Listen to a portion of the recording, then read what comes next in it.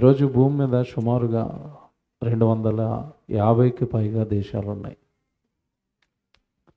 ఈ 250కి పైగా దేశాలలో ప్రస్తుత జనాభా సుమారుగా 800 కోట్లకు చేరుకున్నారు అని అంచనాకు సమాచారం వచ్చింది.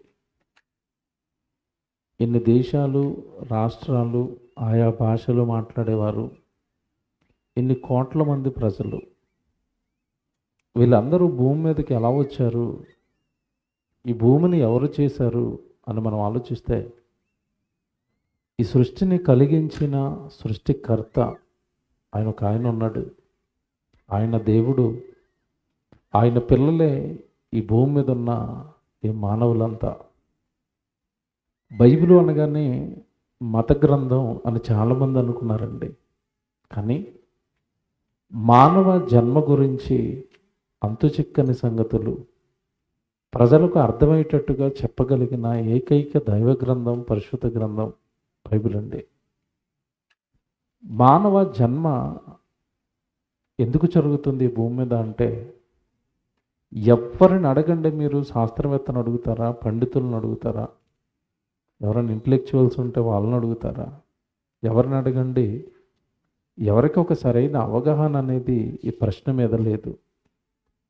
మానవుడు తల్లి గర్భం నుంచి భూమి మీదకి ఎందుకు వస్తున్నాడు, భూమి మీద 60-70 ఏళ్ళు మాత్రమే ఎందుకు బ్రతుకుతున్నాడు, తర్వాత ఈ లోకాన్ని విడిచి ఎక్కడికి వెళుతున్నాడు, ఎక్కడి నుండి ఈ లోకానికి వచ్చాడు, ఎందుకు వచ్చాడు, ఎక్కడి నుండి వచ్చాడు, ఎక్కడికి వెళుతున్నాడు, 60-70 ఏళ్ళు మాత్రమే ఎందుకు బ్రతుకుతున్నాడు అని లోకాన్ని, మానవ జన్మ గురించి ప్రశ్నిస్తే ఎవరి దగ్గర ఆన్సర్స్ లేవండి.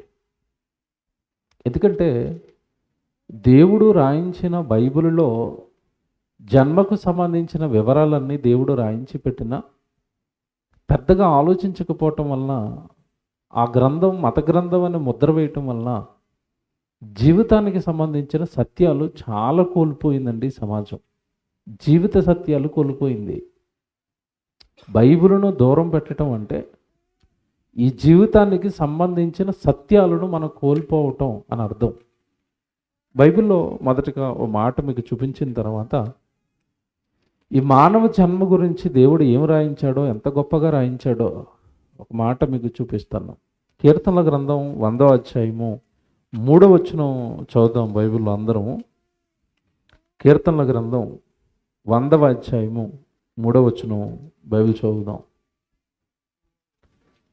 కీర్తనల గ్రంథం 100వ అధ్యాయము 3వ వచనం చదువుతున్నారు. యెహోవాయే దేవుడని తెలుసుకొనండి. చూసారు ఎలా ఉందో వచనం ప్రారంభం. దేవుడెవరో తెలుసుకోండి, దేవుడెవరో తెలుసుకోండి, దేవుడు ఎవరో తెలుసుకోండి, దేవుడు అని ఎవరిననాలో తెలుసుకోండి. చూసారా, మాస్టర్ అని ఎవరిని పడితే వాళ్ళని పిలవండి, ఎమ్మెల్యే అని ఎవరిని పడితే వాళ్ళని పిలవండి. మీ నియోజకవర్గం మొత్తానికి ఒక ఆయన ఉంటాడు, ఆయన ఎమ్మెల్యే. ఈ ఆంధ్ర రాష్ట్రానికి సీఎం, ముఖ్యమంత్రి గారు ఒక ఆయన ఉంటారు, ఆయన్నే సీఎం అంటారు, ఎవరిని పడితే వాళ్ళని అనరు. అలాగే ఈ గ్రామానికి ఒక గ్రామ పంచాయతీ ఉంటే దానికి ఒక ప్రెసిడెంట్ ఉంటాడు. ఆ ఊరు మొత్తానికి ఆయన ఒక్కడే ప్రెసిడెంట్, ఎవరు పడితే వాళ్ళు ప్రెసిడెంట్లు కాదు.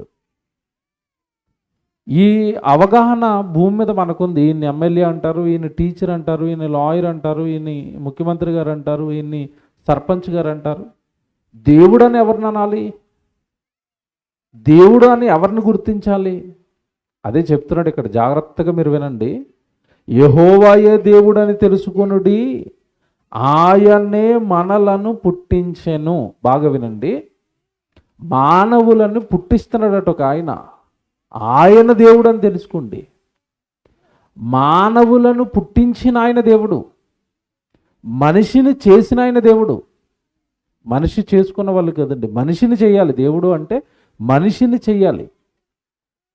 ఆయన మనలను పుట్టిస్తున్నాడు. ఎలాగండి పుట్టిస్తున్నాడు అంటే, తల్లి గర్భంలో బిడ్డ, ఈరోజు మనం జన్మదినం జరుపుకుంటున్న బిడ్డను చూస్తున్నాం. మొదటి సంవత్సరంలోనికి వచ్చిన విహాన్, ఆ బిడ్డను చూస్తే 1 సంవత్సరం క్రితం ఆ బిడ్డ మన ముందు లేడు, మన కళ్ళ ముందు లేడు, ఎక్కడున్నాడో తెలీదు. ఆ బిడ్డ ఆ రూపంతో భూమి మీదకి రావడానికి తల్లో తండ్రో కారణం మాత్రమే అని అనుకుంటేనండి, అది బుద్ధిహీనత అవుతుందండి. ఎందుకంటే 9 నెలల నుంచి 10 నెలలు తల్లి గర్భంలో బిడ్డ ఉంటాడు. ఎందుకయ్యా అక్కడ బిడ్డ ఉంటున్నాడు అంటే బైబిల్ చెప్తుంది, ఆ 9 నుంచి 10 నెలలు నేను ఆ బిడ్డకు అవయవ నిర్మాణం చేస్తున్నాను. అది మనుషులు చేసేది కాదండి, మానవుల చేతుల్లో లేనిది అది. అందుకే బైబిల్లో దేవుడు అంటాడు, చూలాలి గర్భమందు ఎముకలు ఏ రీతిగా ఎదుగునది అది నీకు తెలియదు అని ఉంటుంది బైబిల్లో. చూలాలి గర్భంలో ఎముకలు ఎదుగుతున్నాయి. ఒక రక్తపు ముద్ద 3వ నెలగా రక్తపు ముద్దగా ఉన్న రక్తపు ముద్ద గట్టి పదార్థమైన ఎముకలను ఎలా తయారు చేసుకుంది తల్లి గర్భంలో? ఆ తల్లి గర్భంలో గుండె ఎలా వచ్చింది? ఆ తల్లి గర్భంలో ఊపిరితిత్తులు ఎలా వచ్చాయి? ఆ తల్లి గర్భంలో కళ్ళు ఎలా వచ్చాయి? ఆ తల్లి గర్భంలో వేళ్ళు ఎలా వచ్చాయి? ఆ తల్లి గర్భంలో నరములేంటి? ఆ లోపల ఉన్న అవయవాలు ఏంటి? చర్మం ఏంటి? మాంసం ఏంటి? ఆ చర్మానికి ఒక రంగు ఏంటి? ఇదంతా జరిగిస్తున్నాయని ఒక ఆయన ఉన్నాడు. ఆయన దేవుడని మీరు తెలుసుకోరండి. ఆయన రాయించిన గ్రంథమే ఇప్పుడు మన చేతుల్లో ఉన్న బైబిల్. అందుకే జాగ్రత్తగా వినండి, బైబిల్ ప్రపంచ దేశాలలో ఉన్న అన్ని భాషలలోనికి వెళ్ళింది. కారణం ఏంటంటే అన్ని దేశాలలోనూ అన్ని భాషలలోనూ ఉన్న వాళ్ళు తన పిల్లలు కనుక తన పిల్లలకి తానెవరో తెలియాలన్న ఉద్దేశంతో దేవుడు ఈ ఆరిన నేల మీద ఉన్న అన్ని దేశాలు అన్ని భాషలలోనికి బైబిలును పంపించాడు. కారణం, మీ జన్మ వెనుక మీ సృష్టికర్త ఒక ఆయన ఉన్నాడు అని ప్రపంచ మానవాళి మొత్తానికి తెలియాలి. అందుకే ఇప్పుడు మనం చదువుకున్న మాటలో యెహోవాయే దేవుడని తెలుసుకోనండి, ఆయనే మనలను పుట్టించెను, మనము ఆయన వారము, మనము ఆయన ప్రజలము, ఆయన మేపు గొర్రెలము అన్నాడు. మొత్తానికి ఆయనే పుట్టించాడు, ఆయనే కన్నాడు, ఆయనే నీకు ఊపిరి పోశాడు, ఆయనే నీకు ఆత్మనిచ్చాడు, ఆయనే నీకు ఈ శరీరాన్ని కట్టాడు, ఆయనే మేపుతున్నాడు భూమి మీద. తన సృష్టిని పెట్టుబడిగా పెట్టి ఈ భూమి మీద ఉన్న మనుషులందరినీ కూడా పెంచుతున్నాడు తండ్రి. ఈరోజు మీరు త్రాగుతున్న నీళ్ళు ఎక్కడివి? మీరు పీల్చుకుంటున్న గాలి ఎక్కడిది? అది తల్లి తండ్రి చేసినవి కాదవి. మనం తింటున్న ఆహారం ఎక్కడిది? పైనున్న ఆకాశం ఎవరు చేశారు? మనం అనుభవిస్తున్న నేల ఎవరు చేశారు? అంటే ఇవన్నీ చేసి తన పిల్లలకి పెట్టుబడిగా పెట్టి పరలోకంలో ఉన్న కన్న తండ్రి యెహోవా ఈ భూమి మీద ఉన్న మనుషులను కని పెంచి పోషిస్తున్నాడు. ఇది బాగా ఆలోచిస్తే, ఇది మీరు బాగా మనసులో పెట్టుకుంటే నిజంగానండి ప్రపంచం వినవలసిన సంగతులు, ఈ ప్రపంచం ఒక్క క్షణం ఆలోచించవలసిన సంగతులు కొన్ని ఇప్పుడు నేను జ్ఞాపకం చేస్తాను. ఈరోజు మన కళ్ళ ముందండి మానవులు, మనుషులు దేశాన్ని బట్టి, రాష్ట్రాన్ని బట్టి, వారు మాట్లాడుకునే భాషను బట్టి, వాళ్ళ ప్రాంతాలను బట్టి రకరకాలుగా విడిపోయారు, రకరకాలుగా బ్రతుకుతున్నారు. కానీ బైబిల్లోనండి దేవుడు ఈ భూమి మీద ఉన్న మానవులందరినీ ఒక పిలుపుతో పిలుస్తాడండి. భూమి మీద ఉన్న మనుషులందరినీ కూడా ఒక పిలుపుతో పిలుస్తాడు బైబిల్లో. కీర్తనల గ్రంథం 29వ కీర్తన 1వ వచనంలో ఈ సమస్త మానవాళిని దేవుడు తల్లి గర్భంలో నిర్మించిన తర్వాత, సమస్త మానవాళికి జన్మను ఇచ్చిన తర్వాత, జన్మను ప్రసాదించిన తర్వాత ఈ మానవాళిని ఆయన పిలుస్తున్న పిలుపు మీరు చూస్తేనంటే నిజంగా వండరండి, ఆశ్చర్యంగా పిలుస్తాడు ఈ మానవాళిని దేవుడు. కీర్తనల గ్రంథం 29వ అధ్యాయము 1వ వచనంలో ఒక మాట ఉంటుంది, దైవపుత్రులారా యెహోవాకు ఆరోపించండి. మీరు యెహోవాతో మాట్లాడండి. ఆ ప్రారంభపు పదం ఏంటంటే అక్కడ దైవపుత్రులారా. మనిషిని దేవుడు ఏమని పిలుస్తున్నాడు? దైవపుత్రుడివి నువ్వు, సాక్షాత్తు దేవునికి పుత్రుడివి, దేవుని కొడుకువి, దేవుని కుమార్తెవి, దేవుని పిల్లలు మీరు. అంత బాగా చెప్పాడండి దేవుడు. ఈ విశ్వాన్ని కలిగించిన సృష్టికర్త సర్వేశ్వరుడు సర్వశక్తివంతుడైన దేవుని పిల్లలే ఈరోజు భూమి మీద ఉన్న మనుషులు. ఈరోజు విహాన్ ఏమని పిలుస్తాడు తెలుసా? దేవుడు దైవపుత్రుడు. వాళ్ళ నాన్న డొనాల్డ్ దైవపుత్రుడు. వాళ్ళ నాన్నగారు ఉన్నారు కదా దైవపుత్రుడు. వేదిక మీద ఉన్నారు కదా దైవజనుడు, దైవపుత్రులు. మీరు దైవపుత్రులు. ఈ భూమి మీద ఉన్న మనుషులను దేవుడు పిలుస్తున్న పిలుపండి దైవపుత్రులారా. పిలుపు చూడండి ఎంత బాగుందో. అంటే భూమి మీద ఉన్న వాళ్ళందరూ దేవుని పిల్లలైతే దేవుని స్వభావాలు కనుమరుగయ్యాయి. ఈరోజు దేవుని పిల్లల్లో దేవుని స్వరూపం కోల్పోయింది ఈరోజు మానవ జాతి. ఏంటండి దేవుని స్వరూపం అంటే? దేవుడు ప్రేమాస్వరూపి అని బైబిల్లో ఉంటుంది. ప్రేమకు నిలువెత్తు రూపం ఈ ప్రకృతిని కట్టి మనుషుల పాదాల చెంత పెట్టి మనుషులు పాపంలో పడిపోతే తన కుమారుడైన యేసుక్రీస్తుల వారిని బలిచ్చి రక్తంతో వాళ్ళ పాపాలు కడిగి మనుషులను అమితంగా ప్రేమిస్తాడండి పరలోకంలో ఉన్న కన్న తండ్రి. ఆయన ప్రేమకు ప్రతిరూపాలే ఈరోజు భూమి మీద ఉన్న మనుషులైతే, ఆయన ప్రేమాస్వరూపి అయితే, ఆయన వలన పుట్టారు, ఆయన వలన ఈ లోకానికి వచ్చిన మనుషులు మాత్రం ఈ స్వభావాన్ని పోగొట్టుకున్నారు.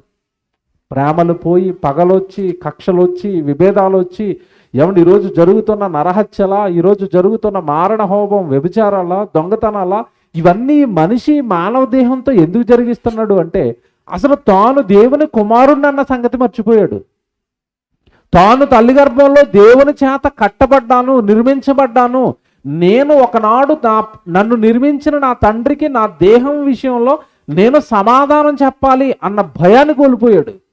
అందుకే ఎవరిని పడితే వాళ్ళని చంపుతానంటున్నాడు, ఎవరిని పడితే వాళ్ళని తిడతానంటున్నాడు, కొడతానంటున్నాడు, నలుగుతానంటున్నాడు. మనిషి అండి ఈరోజు భయంకరంగా మారిపోయాడండి. దేవుని పిల్లలారా, ఒక మంచి సంగతి చెప్తాను ఈ రాత్రి, మనసు పెట్టి ఆలకించండి. తల్లి గర్భంలో ఈ దేహాలను ఆయనే మనలను పుట్టించాను, తల్లి గర్భంలో దేహాలను ఆయనే కడుతూ సాక్షాత్తు దేవుడు నోరు తెరిచి భూమి మీద ఉన్న మానవులను నా పిల్లలారా అని పిలుస్తూ, ఇంతకీ దేవుడు మనుషులు పుట్టక మునుపు ఇదిగో అనంత విశ్వాన్ని సృష్టిని కట్టాడు. అలాగే ఈ సృష్టిలోనికి మనుషులను రప్పించటానికి తల్లి గర్భంలో 300 రోజులు ప్రతి దేహం కోసం దేవుడు కష్టపడ్డాడు. ఇంతకీ సృష్టిని కట్టడంలో కానీ, ఈ మనుషులను తల్లి గర్భంలో తయారు చేయటంలో కానీ దేవుడు ఎందుకు ఇంత కష్టపడుతున్నాడు, దేవుడు ఎందుకు ఇంత పని చేస్తున్నాడు అని మనం ఆలోచిస్తే, ఎవడు చాలామందికి దేవుడు పని చేస్తున్నాడు అన్న సంగతి కూడా తెలీదు. ఒకసారి యోహాను సువార్త 5వ అధ్యాయం మీరు చూడండి. యోహాను సువార్త 5వ అధ్యాయంలో యేసుప్రభు ఈ భూమి మీద ఉన్న కాలంలో ఒక మాట మాట్లాడుతున్నారు ఆయన. యోహాను సువార్త అందరు తీసుకోండి, 5వ అధ్యాయము 16వ వచనం చదువుదాం. యోహాను సువార్త 5వ అధ్యాయము 16వ వచనం. ఈ కార్యములను విశ్రాంతి దినమున చేసినందున యూదులు యేసుని హింసించిరి. అయితే యేసు నా తండ్రి ఇది వరకు పని చేయుచున్నాడు. ఆ పదం చూడండి, యేసు చెప్తున్నాడండి, పరలోకంలో మనకి తండ్రి ఉన్నాడు, ఆయన ఇది వరకు ఎప్పటి నుంచో ఆయన పని చేస్తున్నాడట.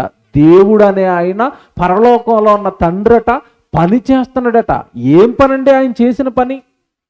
అసలు దేవుడు పని చేయటం ఏంటి? ఇంతకాలం మనకి ఏం తెలుసు అంటే దేవుడు పరలోకంలో ఉంటాడు, హాయిగా ఉంటాడు, ఆనందంగా దేవదూతల మధ్య ఏమంటే చక్కగా ఆనంద సంతోషాలతో తొలతూగుతున్నాడు అని మనం అనుకున్నాం. యేసుప్రభు చెప్తాడు తండ్రి ఏం చేస్తున్నాడు. ఆయన ఇది వరకు పని చేయుచున్నాడు. ఏంటండి తండ్రి చేసే పని అంటే ఈ విశ్వాన్ని కట్టాడు. ఇప్పుడు మనం రాత్రిలో ఉన్నాం కదండి, పగలు రావాలి అంటే ఏం జరగాలి చెప్పండి? చదువుకున్న పిల్లలకు తెలుసు. పగలు రావాలంటే ఏం జరగాలి? భూమి తిరగాలి, అంతేనా? భూమి తన చుట్టూ తాను తిరిగితే ఎవరి చుట్టూ తిరుగుతుందట? సూర్యుని చుట్టూ తిరుగుతుంది. అలా తన చుట్టూ తాను తిరగడానికి 24 గంటలు పగలు రాత్రి, సూర్యుని చుట్టూ తిరిగి రావడానికి 1 సంవత్సరం 365 రోజులు. ఇది మనకు తెలుసు, చదువుకున్నాం. ఏమంటే భూమి తిరుగుతుందంటే ఎవరు తిప్పుతున్నారు? సూర్యుడు గనగన కనకన ఏమంటే మండుతున్నాడు. సూర్యుడిని ఎవరు మండిస్తున్నారు?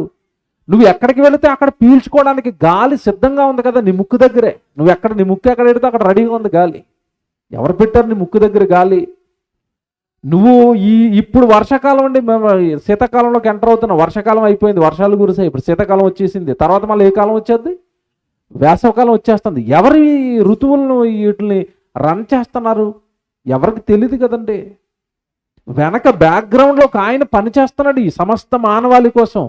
ఆయన పనితో, ఆయన కష్టంతో ఈరోజు ఈ భూమి మీద ఉన్న మానవ జాతి హాయిగా తిని త్రాగి పిల్ల పాపలతో సుఖంగా సంతోషిస్తూ ఆనందపడుతున్నారు. కానీ ఆయన పని చేయటం వల్ల ఇదంతా జరుగుతుందని ఎవరికి తెలీదు. యేసు చెప్పాడు, అది బైబిల్లో ఉంది. నా తండ్రి ఇది వరకు పని చేయుచున్నాడు, నేనును పని చేయుచున్నాను అంటాడు. అక్కడ నేను చేస్తున్నాను, నా తండ్రి పని చేస్తున్నాడు, నా తండ్రి నేను కలిసి పని చేయటం వల్ల ఈ భూమి మీద ఉన్న మానవాళి హాయిగా ఉన్నారు, తింటున్నారు, త్రాగుతున్నారు, సుఖంగా ఆనందంగా ఉంటున్నారు. వాళ్ళ ఒడిలో పిల్లలు పడుతున్నారు అంటే, వాడి ఒడిలో పిల్లలతో ఆడుకుంటున్నారు అంటే గర్భఫలము యెహోవా ఇచ్చు బహుమానం. పిల్లల్ని ఇచ్చింది నేనే, నీకు భార్యనిచ్చింది నేనే, నీకు ఆరోగ్యం ఇచ్చింది నేనే, నీకు ఆయుష్నిచ్చింది నేనే, ఆ దేహంలో ఆత్మను పెట్టింది నేనే. ఆత్మ గురించి బైబిల్లో రాయబడిన మాట మన అందరికీ తెలుసండి. నరుని ఆత్మ యెహోవా పెట్టిన దీపం. ఆ దీపం ఉంటేనే భూమి మీద నువ్వు వెలుగుతావు, ఆ దీపం ఉంటేనే చూస్తావు, ఆ దీపం ఉంటేనే అక్కవి, ఆ దీపం ఉంటేనే నాన్నవి, ఆ దీపం ఉంటేనే అమ్మవి. యెహోవా పెట్టిన ఆత్మ అనే దీపం ఆరిపోతే ఈ దేహం, ఆ తర్వాతకి దాన్ని దేహం అనరు, శరీరం అనరు, ఏమంటారు తెలుసా? శవం. పనికిరాదండి. మహా అంటే 2 రోజులు ఉంచుతారు, అది కూడా ఐసేసి బలవంతం మీద. అంటే మానవ జీవితంలో సమస్తము ఆయన వల్లే జరుగుతున్నాయి, ఆయన వల్లనే పుట్టించబడ్డాడు, ఆయన వల్లనే పెరుగుతున్నాడు, ఆయన వల్లనే నివసిస్తున్నాడు. మరి ఆయన గురించి ఎంతవరకు మనిషి ఈరోజు అర్థం చేసుకున్నాడు అంటే, నిజంగా చెప్తున్నానండి, దేవుడు మరి ఇంత కష్టపడి ఈ విశ్వాన్ని నడిపిస్తూ నన్ను కని నన్ను పెంచుతున్నాడు కదా, ఇంతకీ నన్ను కన్నది ఎందుకు, నన్ను పెంచుతున్నది ఎందుకు? ఇంత కష్టం ఆయన పడుతున్నప్పుడు ఆయన కుమారుడుగా, ఆయన కుమార్తెగా అసలు నేనెందుకు ఈ లోకానికి వచ్చాను, దేవుడికి నేనేం చేయాలి? ఎవరైనా ఆలోచించారండి ఇలాగ దేవుడి విషయంలో? ఎవరైనా ఇలాంటి ఆలోచనలతో ఉన్నారా దేవుడి విషయంలో అంటే? లేరండి. ఆయన కష్టాన్ని ప్రతి దినము అనటం కంటే ప్రతి క్షణం ఆయన కష్టంతోనే మన ఊపిరి భూమి మీద సాగుతుంది, ఆయన కష్టంతోనే మన ప్రతి క్షణం భూమి మీద గడుస్తుందండి. ఆయన వలనే బ్రతుకుతున్నాం. ఒకసారి మీరు ఆ మాట డైరెక్ట్గా చూస్తాను అంటే బైబిల్లో చూపిస్తాను. అపోస్తలుల కార్యాలు 17వ అధ్యాయానికి రండి. అపోస్తలుల కార్యాలు 17వ అధ్యాయము 29వ వచనం చూద్దాం. మనము దేవుని సంతానమై ఉండి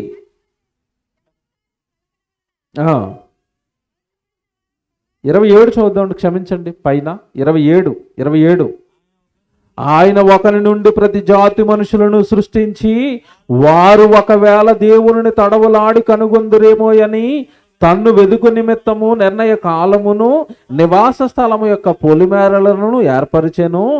ఆయన మనలో ఎవనికి దూరముగా ఉండువాడు కాడు.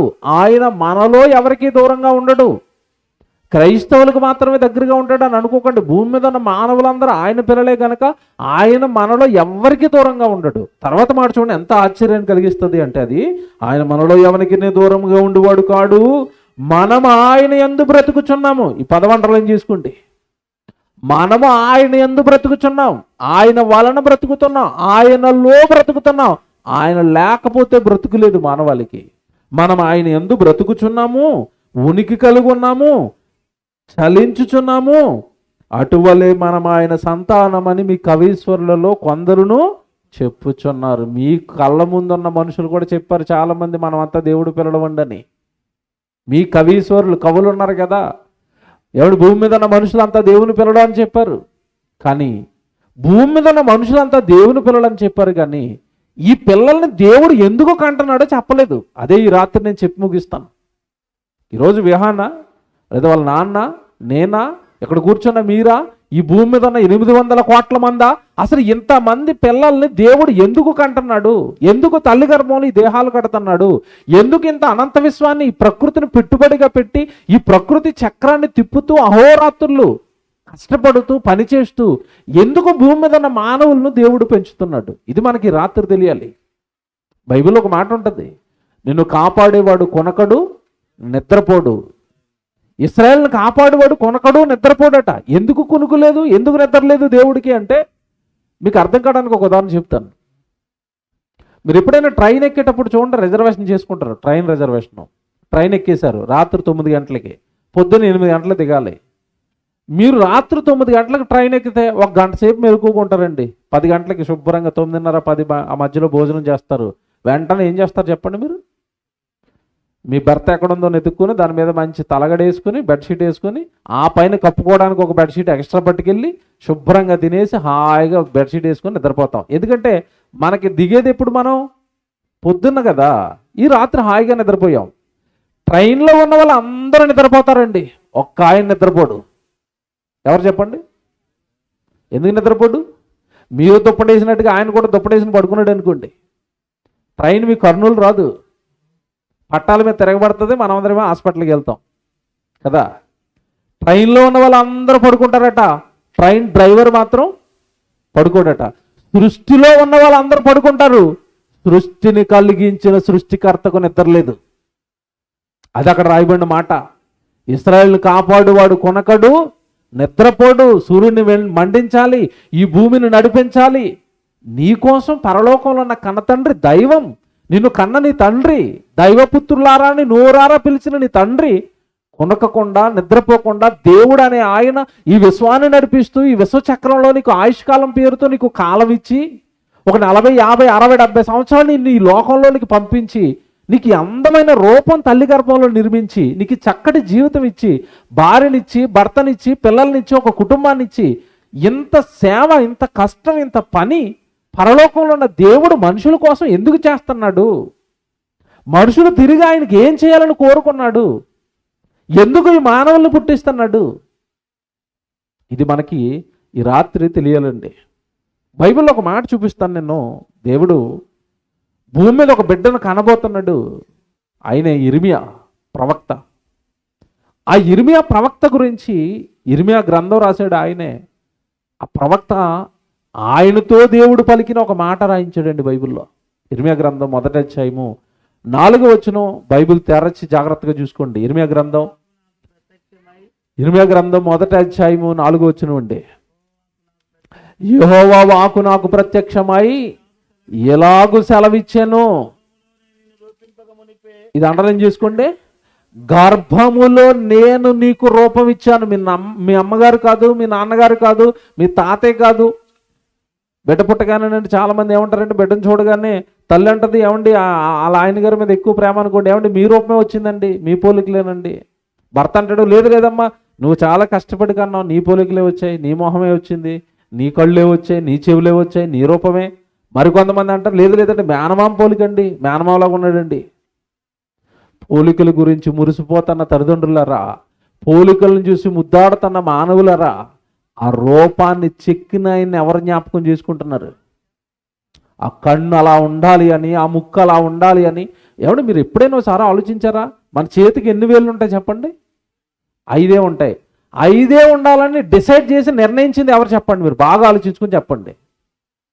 నాకు 5 వద్దండి, చిరాగ్గా ఉంటుందండి, ఒకటి నాకు అవసరం లేదండి, తీసేస్తాను. తీసేసి బిడ్డను పుట్టించండి 4 ఏళ్ళతో. అవదు.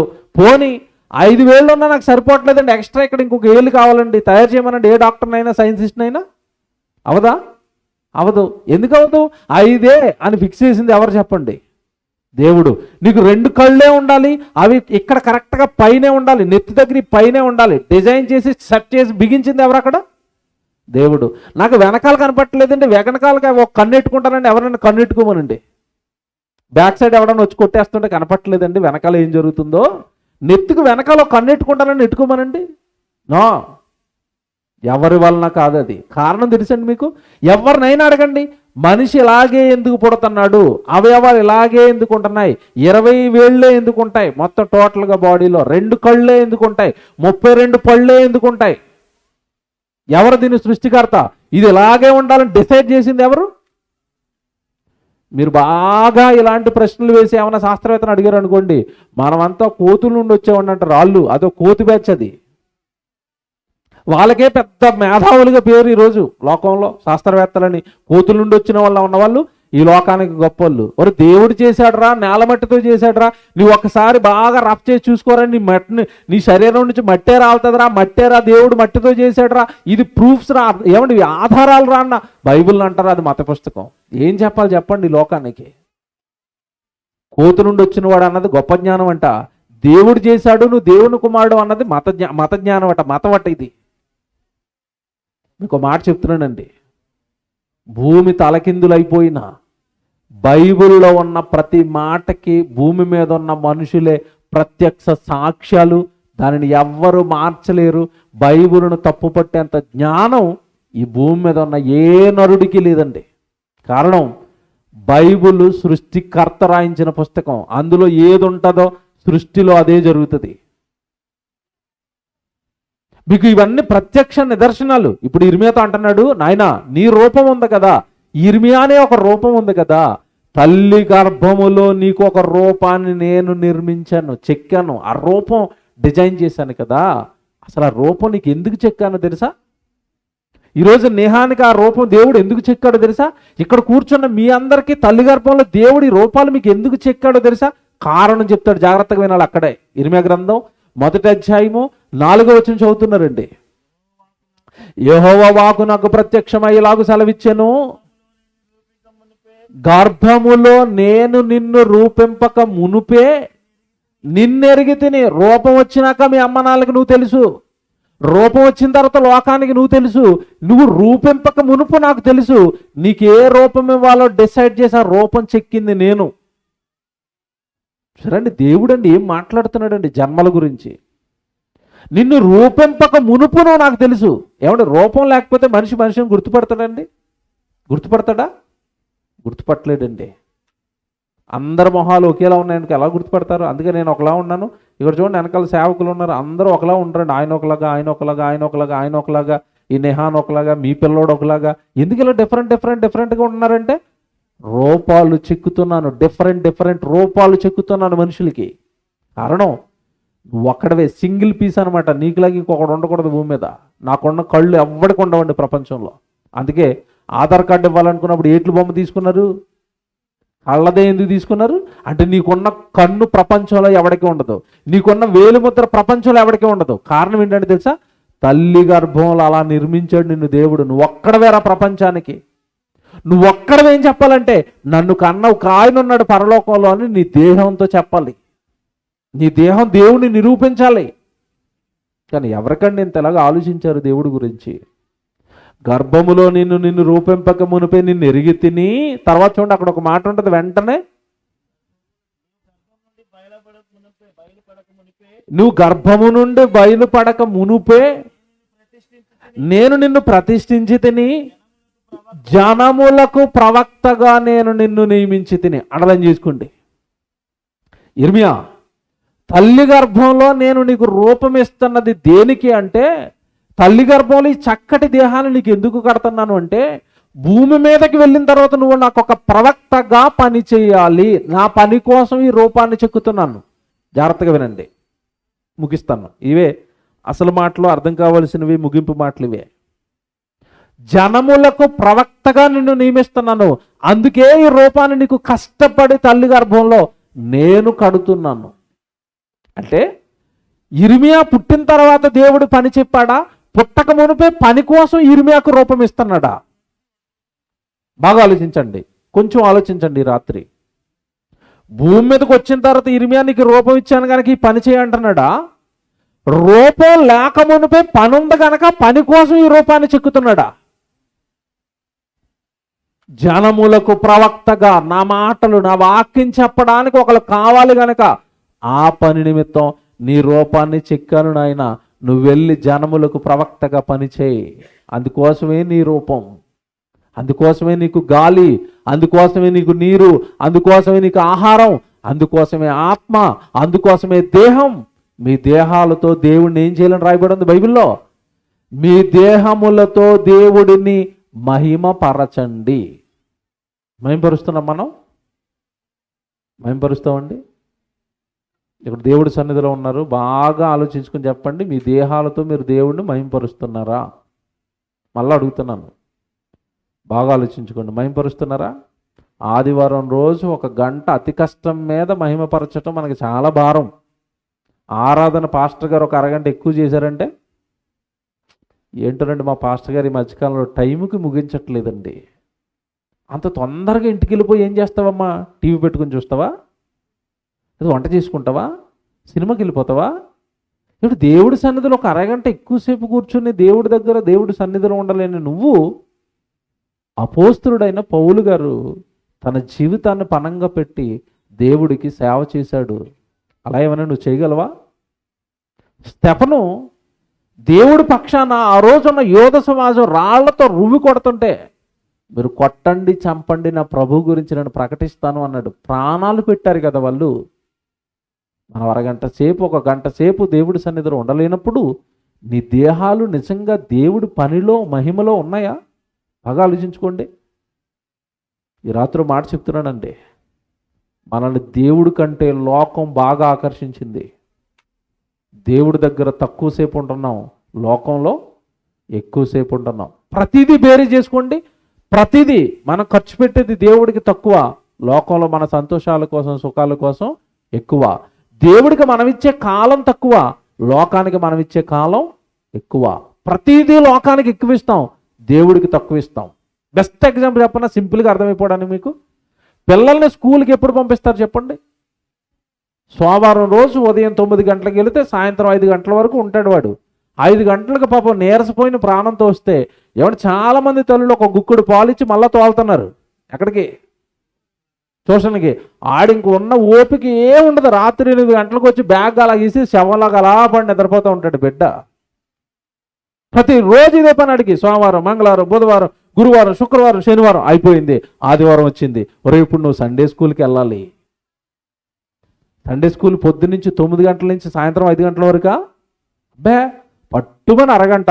ఆ అరగంట కంటే ఎక్కువసేపు చెప్పారంటే వచ్చారా వెళ్ళిపోదాం. ఎక్కడికి?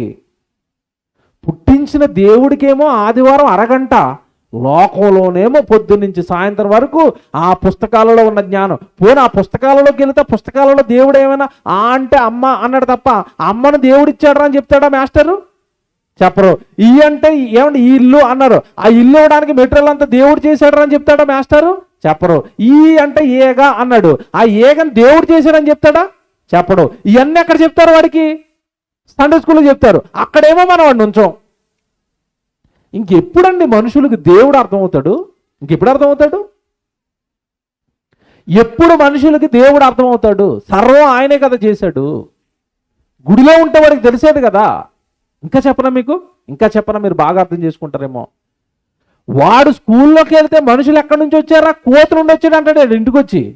సండే స్కూల్కి వెళ్తే మనల్ని దేవుడు చేశాడు అంటాడు. ఏది రైట్ చెప్పండి? ఈ రెండట్లో ఏది రైటు? దేవుడు చేశాడు అన్నది రైటు. దేవుడు చేసేది అన్నది రైట్ అయినప్పుడు అక్కడ కదా నువ్వు ఎక్కువ సమయం ఇవ్వాలి. కానీ దానికి ఇచ్చావా? ఇవ్వలేదు. అందుకే మన పిల్లలు వ్యభిచారులు అయ్యారు, మన పిల్లలు దొంగలు అయ్యారు, మన పిల్లలు తల్లిదండ్రులను దూషించే వాళ్ళు అయ్యారు. ఇంకా చెప్పాలి అంటే వాడు లోకానికి నువ్వు బాగా ఇచ్చేయటం వలన ఆడు లోకంలో బాగా మంచి స్థితికి వెళ్ళిపోయి నిన్ను పట్టుకెళ్ళి వృద్ధాశ్రమంలో వేసాడు. అదే చిన్నప్పటి నుంచి దేవుడురా నిన్ను కన్నది దేవుడురా, నా తల్లి గర్భంలో చేసింది ఆయనరా అని వాడికి గనక దైవ భయం నువ్వు చిన్నప్పటి నుంచి పెట్టుంటే ఆడు పెద్ద దిగిన తర్వాత దైవ భయంలో పెరిగిన వాడు దేవుడికి వాడు మాట చెప్తాడు మీ పిల్లలకి. ఏమని చెప్తాడు తెలుసా? నీ తల్లిదండ్రులను సన్మానించాలరా, నీ తల్లి నేను కష్టపడి కన్నదరా, నీ తండ్రి నేను కష్టపడి పెంచాడురా, నీ తల్లిదండ్రులను సన్మానించరా అని దేవుడు వాడికి చెప్పడం వలన నిన్ను ప్రేమగా హత్తుకుంటాడే. అలా హత్తుకునే ఆ జ్ఞానం, దైవ జ్ఞానం వాడికి ఎప్పుడు నువ్వు చెప్పలేదే, నేర్పించలేదే. లోకం అన్నావు. వాడు ఆ వేటలో పడ్డాడు. ఆ ఉద్యోగాలు, వ్యాపారాలు, చదువులు, సంపాదనని వేటలో పడిపోయి కని పెంచిన నిన్ను చివరికి పట్టుకెళ్ళి ఎక్కడేసాడు? వృద్ధాశ్రమంలో. నీ పిల్లలు పండారా? అటు దేవుళ్ళలోనూ పండలేదు వాళ్ళ జీవితం, ఇటు నీకు పండలేదు అతని జీవితం, నీకు పనికి రాలేదు. ఎందుకండి పిల్లల్ని ఇలా పెంచుతున్నారు? ఇర్మియా ఇప్పుడు చెప్తాను నేను. అసలు తల్లిదండ్రులకి షాకింగ్ న్యూస్ ఒకటి ఇచ్చి బైబిల్లో ముగిస్తాను నేను. ఒక తల్లి కానీ తండ్రి కానీ గర్భవతి అయితే బిడ్డ తండ్రి గర్భం నుండి కానీ తల్లి గర్భంలోకి రాగానే బిడ్డ తల్లి గర్భంలో ఉన్నాడు అని అనగానే తల్లిదండ్రులు ఇద్దరు ఒక భయానికి రావాలి, తల్లిదండ్రులు ఇద్దరు ఒక నిర్ణయానికి రావాలి. ఏంటో తెలుసా నిర్ణయం? గర్భఫలము యెహోవా ఇచ్చు బహుమానం అయితే ఆ గర్భఫలాన్ని దేవుడు మన గర్భంలో నిర్మిస్తున్నాడు. అయితే వస్తున్న ఈ గర్భఫలానికి భూమి మీద ఆయన పనేదో ఉంది. అందుకే మన గర్భం నుండి మన బిడ్డనిచ్చాడండి అని తల్లిదండ్రులు ఇద్దరికీ దైవ జ్ఞానం ఉండాలి. ఎక్కడుందండి బైబిల్లో అంటారా? బైబిల్ చెప్తానండి నేను. న్యాయాధిపతుల గ్రంథం అందరు తీయండి, ముగిస్తాను ఇవి చెప్పి. న్యాయాధిపతుల గ్రంథం 13వ అధ్యాయానికి రండి అందరూ. సంసోను పుడుతున్నాడండి. అప్పటికి సంసోను తల్లిదండ్రులకి పిల్లలు లేరు, గొడ్రాళ్ళు. అప్పటికి ఇశ్రాయేలు జాతి అంతా కూడా ఫిలిస్తీన్ల చెరలో ఉంది. ఫిలిస్తీన్లు అని ఒక అన్యజనాంగం దేవుని పిల్లలైన ఇశ్రాయేలు 40 సంవత్సరాలు చెరలో పెట్టి బాగా హింసిస్తున్నారండి, బాధలు పెడుతున్నారు. ఆ టైంలో వాళ్ళందరి రక్షకుడిగా, వాళ్ళందరినీ నడిపించేవాడిగా, ఆ ఫిలిస్తీన్ల బారి నుండి విడిపించేవాడిగా సంసోను పుడుతున్నాడు. ఆ సంసోను పుడుతున్నప్పుడే తల్లిదండ్రులు దేవుడు ముందే చెప్పాడు, మీ గర్భాన ఒక బిడ్డ పుడుతున్నాడు, అతడు నాజీరు చేయబడినవాడు, నాకు ప్రత్యేకింపబడిన వాడు, అతడు మీకు ద్రాక్షరసం త్రాగించకూడదు, మద్యం త్రాగించకూడదు, అతడు నా నామ ఘనత కొరకు, నా పిల్లల రక్షించడం కోసం న్యాయాధిపతిగా సంసోను పుడుతున్నాడు అని ముందు సంసోను తల్లితో చెప్పాడు ఈ సంగతి. అప్పుడు తండ్రి లేడు. తర్వాత సంసోను తండ్రితో భార్య చెప్పింది, ఇలా మనకు బిడ్డ రాబోతున్నాడు అంట అనేసరికి, నిజంగానండి ఇక్కడ మీరు ఆ సంసోను తల్లి తండ్రి ఇద్దరూ కలిసి దేవుడికి ఏమని ప్రార్థన చేస్తున్నారో ఈ వచనం చాలా జాగ్రత్తగా ఈ రాత్రిపూట చదవండి. న్యాయాధిపతుల గ్రంథం 13వ అధ్యాయంలో 8వ వచనం చదువుదాం చూడండి. న్యాయాధిపతుల గ్రంథం 13వ అధ్యాయం 8వ వచనం. అందుకు మనోహ, నా ప్రభువా, నీవు పంపిన దైవజనుడు మరలా మా యొద్దకు వచ్చి, పుట్టబోవు బిడ్డకు మేము ఏమేమి చేయవలెనో దానిని మాకు నేర్పునట్లు దయచేయు. అబ్బా, ఇంకా పుట్టలేదండి అప్పటికి సంసోను.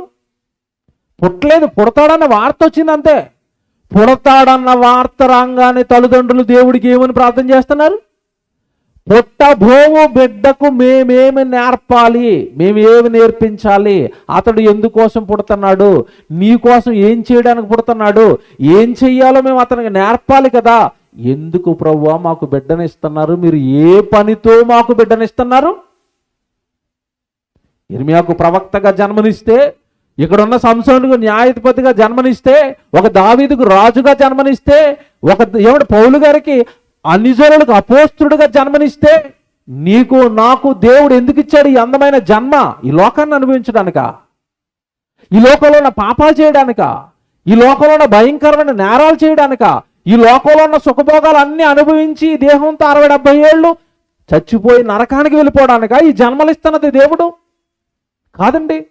ప్రతి జన్మ వెనక దేవుడికి ఒక సంకల్పం ఉంటుంది. ఈరోజు ఈ బిడ్డ జన్మ వెనకాల ఒక సంకల్పం, మీ జన్మ వెనకాల ఒక సంకల్పం. పరలోకంలో ఉన్న కన్న తండ్రికి మీ జన్మతో ఏదో పని ఉంది.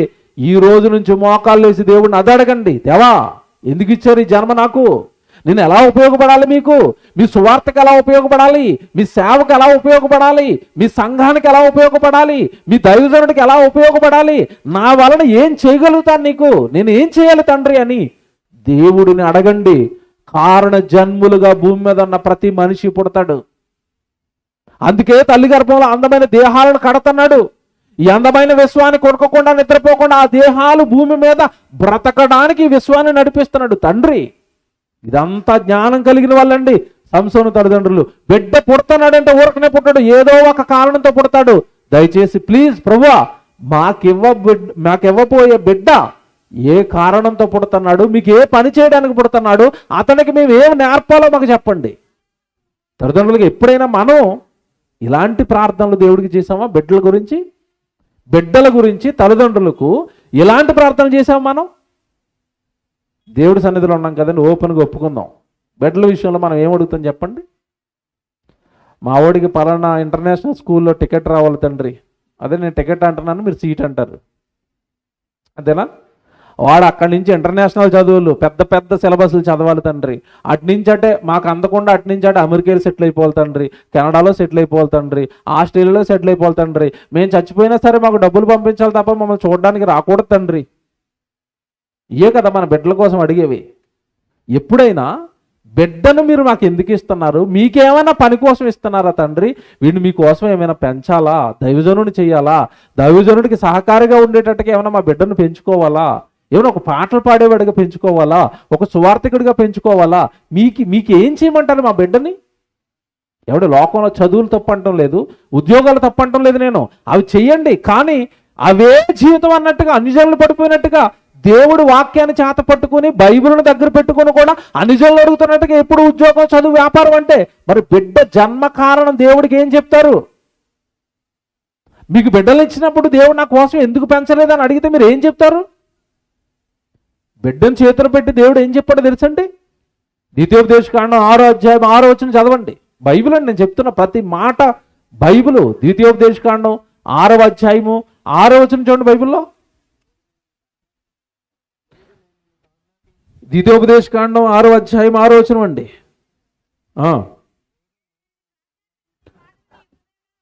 నేడు నేను నీకు ఆజ్ఞాపిస్తున్న ఈ వాక్యాలు, బైబిల్ వాక్యాలన్నీ తల్లిదండ్రులారా మీ హృదయంలో ఉండాలి. నీవు నీ కుమారులకు వాటిని అభ్యసింపచేసి, వాక్యాన్ని అభ్యసింపచేయండి. వాక్యాభ్యాసం జరగాలి. మనం విద్యాభ్యాసం చేయించి వదిలేసాం. అర్థమైందా నేను చెప్పిన పదం? విద్యాభ్యాసం చేయించి వదిలేసాం. వాక్యాభ్యాసం నీవు నీ కుమారులకు వాటిని అభ్యసింపచేసి చదువుతున్నారు. నీ ఇంట కూర్చుండినప్పుడును, త్రోవలో నడిచేటప్పుడును, పండుకొనినప్పుడును, లేచినప్పుడును వాటిని గూర్చే మాట్లాడాలి. ఏవి మాట్లాడమంటాడండి దేవుడు? వాక్యాలు మాట్లాడండి మీ పిల్లలతో. దేవుడి మాటలు చెప్పండి మీ పిల్లలతో. ఈ విశ్వం దేవుడిదిరా అని చెప్పండి. మీ జన్మ దేవుడిదిరా అని చెప్పండి. నువ్వు దేవుడి కోసం పుట్టావురా అని చెప్పండి. భవిష్యత్తులో నాన్న నువ్వు దేవుడి కోసం ఏదో ఒకటి చెయ్యాలరా అని పెంచండి మీ పిల్లల్ని. అలా తల్లి గర్భంలో ప్రతి దేహాన్ని తన పని కోసం, తన మహిమ కోసం ఈ లోకానికి పంపుతున్నాడు కలల తండ్రి.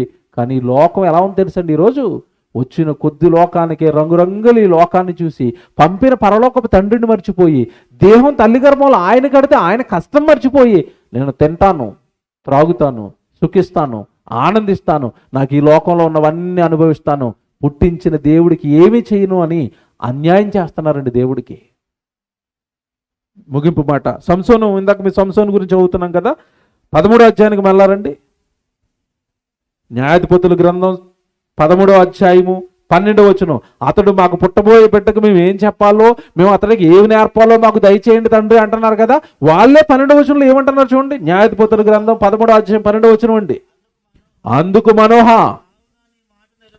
కావున నీ మాట నెరవేరినప్పుడు ఆ బిడ్డ ఎట్టివాడగునో, అండర్లైన్ చేసుకోండి, నీ మాట నెరవేరినప్పుడు ఆ బిడ్డ ఎట్టివాడగునో, అతడు చేయవలసిన కార్యమేమిటో మాకు తెలుపు. ఆ బిడ్డ ఏ కార్యాలు చేయడానికి పుడుతున్నాడో మాకు చెప్పండి. ఆ కార్యాల కోసం ఆ బిడ్డను మేము పెంచుతాము. మంచి తల్లిదండ్రులండి, దేవుడికి నచ్చిన తల్లిదండ్రులండి బైబిల్లో. మా బిడ్డ ఎట్టివాడగునో, అతను చేయవలసిన కార్యములు ఏమిటో మాకు చెప్పు తండ్రి. ఆ బిడ్డను అందుకోసమే మేము పెంచుతాం తండ్రి. గర్భఫలం ఇస్తున్నది నీ కోసం కదా. మా ఇష్టాలు, మా సంతోషాలు, మా సుఖాలు వాడి జీవితం పైన రుద్దడానికి కాదు కదా. నీ కలల రూపం కదా వాడు. నీ కోసం పెంచాలి కదా వాడిని మేము. బిడ్డలను కన్నా తల్లిదండ్రులారా, మీకే చెప్తున్నాడు ఈ రాత్రి, మీ బిడ్డల్ని దేవుడి కోసం పెంచుతారా? ఆ బిడ్డలు మిమ్మల్ని ప్రేమిస్తారు. మీ బిడ్డల్ని దేవుడి కోసం పెంచుతారా? చివరి వరకు మిమ్మల్ని చాలా గొప్పగా వాళ్ళు కాపాడుకుంటారు. మా అమ్మండి ఈ జీవితం నాకు రావడానికి గల కారణం. నా చుట్టూ ఉన్న వాళ్ళు త్రాగుబోతులు అయ్యారు, నా చుట్టూ ఉన్న వాళ్ళు తిరుగుబోతులు అయ్యారు, నా చుట్టూ ఉన్న వాళ్ళు పాపం చేస్తున్నారు.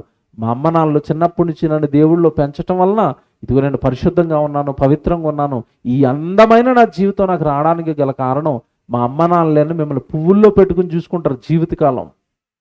అలా కాకుండా ఏమంటే ఏ దైవజ్ఞానం తెలియని వాళ్ళు, లోకంలో ఉన్న వాళ్ళు ఉద్యోగాలు, చదువులు ఇవి మాత్రమే వాళ్ళ జీవితంలో భాగంగా పెట్టుకుని పిల్లల్ని పెంచుతున్నట్టుగా మీరు అలా పెంచారా? వాళ్ళకి మీకు పెద్దగా తేడా ఏముండదండి. వాళ్ళ నుండి మీకు ప్రేమ అందదు. ఖచ్చితంగా బైబిల్ని బట్టి చెప్తున్నాను ఇది. తల్లిదండ్రులు గౌరవించండి. తల్లిదండ్రుల మాటకి ధిక్కరించకండి అన్న జ్ఞానం వాడికి రావాలి అంటే వాడు ముందు ఉండవలసింది దైవ జ్ఞానంలో. మీ పిల్లల భవిష్యత్తు మీ చేతుల్లో ఉంది. మరి ముఖ్యంగా చివరిగా నేను చెప్పే మాట అండి, మీ పిల్లల ఆత్మలు మీ చేతుల్లోనే ఉన్నాయి. వాడి ఆత్మను పరలోకానికి చేరుస్తారా? ఈ లోకానికి ఇచ్చేసి వాడి జీవితాన్ని, వాడి ఆత్మను అంతిమంగా నరకానికి తీసుకుని వెళతారా? ఆ బాధ్యత మన చేతుల్లోనే ఉంది.